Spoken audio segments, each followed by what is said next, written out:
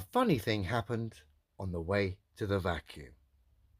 What vacuum, I hear you say? Exactly. But let's entertain this silly charade. But first, let's let Jim and Jay set the scene. Yeah. And they just start making stuff up. Yeah. Like that Neil Armstrong guy. Have you seen him on the talk shows?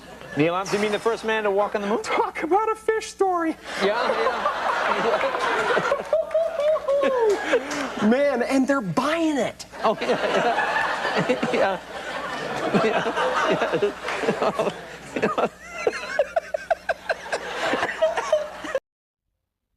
Of course, all you need to do to see what Jim Carrey was getting at was entertain this old moon landing press conference footage from 1969. Look.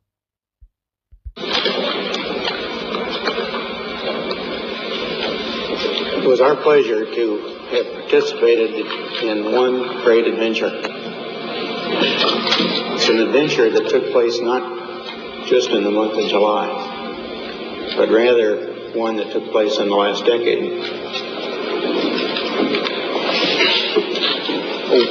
We all here and the people listening in today had the opportunity to share that adventure over its developing and unfolding in the past months and years.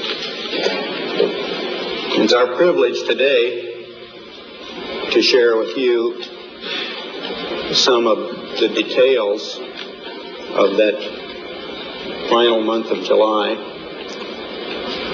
that was certainly the highlight for the three of us of that decade. Oh dear. This is supposed to be an achievement, a celebration of man's greatest achievement in space, not only up till 1969, but this achievement to this day, of course, if it was real, which is not, but this achievement to this day has still not been bettered. But I've seen people happier at a funeral. Look. We're going to divert a little bit from the format of past press conferences and talk about the things that interested us most, in particular These guys look scared. I've highlighted this before, and I feel sorry for Neil here. I think he was a genuine guy to a certain extent who actually believed he was going to be flying to the moon. Bless him. But these guys don't have any adrenaline in them. There's no real emotion of retelling a story. This is just people remembering a script, a storyline, feeling very uncomfortable, very reluctant in doing so. And it's almost as if they've been told, do it or else. Fascinating to watch this all these years later. Really is, from a psychological point of view. I find it fascinating. But imagine from their point of view, painted as absolute heroes, but actually behind the scenes, you're traitors to mankind. But you're actually painted as heroes, legends of mankind. Imagine how difficult that would have been to deal with. And you can see it as they got older, and you can see it, the realization of what they're having to deal with and participate in here. The things that occurred on and about the moon.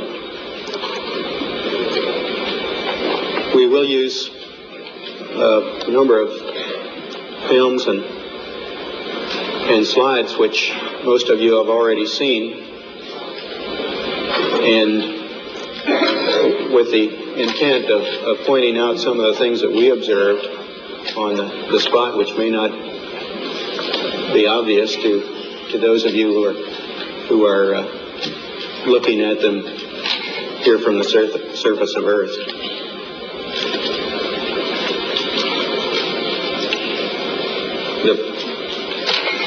The flight, as you know, started promptly. And I think that was characteristic of all the events of the flight. The Saturn gave us one magnificent ride.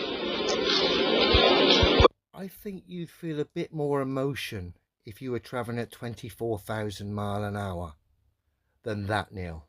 But I get it, mate. I get it. I feel sorry for you, fella. May you rest in peace. Into Earth orbit and on a trajectory to the moon.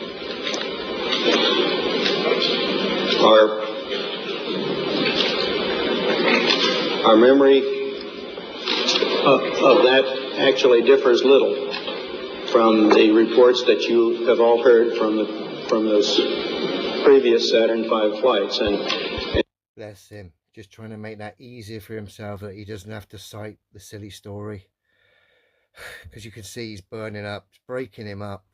It's painful to watch this poor fella have to go through this in what is quite obvious, isn't it? Anyone that denies this, I'm sorry. Again, it's like the people that believe in the absurdity of spherical air pressure rocks, globe Earths, residing in the middle of a vacuum without some solid separation.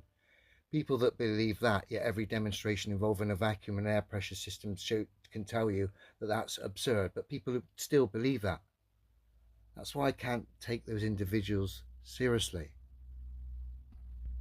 The previous flights served us well in preparation for this flight in the boost as well as the subsequent phases.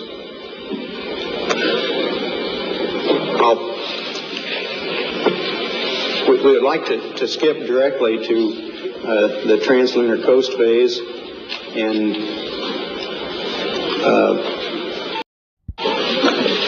undockings, the transposition and docking sequence. I think we'll leave it there for part one.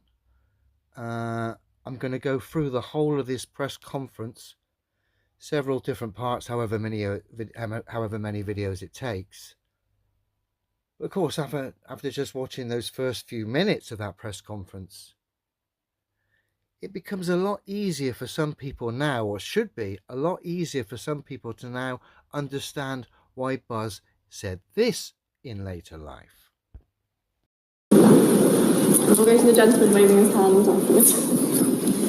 What was the scariest moment of the journey? Scariest? It didn't happen. It could have been scary. Circuit breaker.